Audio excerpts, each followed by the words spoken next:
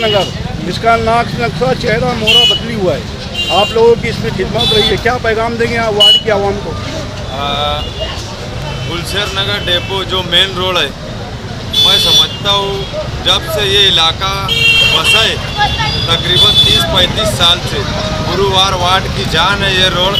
और मैं समझता हूँ कि पहली बार ये रोड का काम ऐसा आरएमसी तर्ज पे और रोड के साथ में लाइट की तज़ीमकारी, ये इलाज मुफ्ती मोहम्मद इस्माइल साहब का फंड है, लेकिन डॉक्टर साहब की खुसूसी तवज्जो और मेहनतों का नतीजा है जो आज ये अपने सामने पूरा बन के लाइट और रोड तैयार है। आप तारीख दोहराओगे? इंशाअल्लाह जरूर जो आएंगे चुन के पूरा आएगा। उसमें कुछ नए चेहरे भी 2000 के ऊपर नहीं रहेंगे इंशाअल्लाह। सब जवाब कबूल मेंबर ही देंगे। नवा चेहरा भी आया है, उससे कुछ नाराजगी है? नवा और जूना इसके पहले कैसे चेहरे थे ये तो देखो कुछ अच्छा जरा।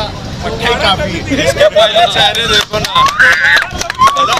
जड़ काट चुके, पत्ते से कुछ नहीं होने वाला। नशा, दादागिरी, उसका जवाब कैसे देंगे? ये तो वक्त तो आने दो ना, अच्छा सब करेंगे ना, बराबर जवाब 9 साल से देते आ रहे हैं हर चीज का।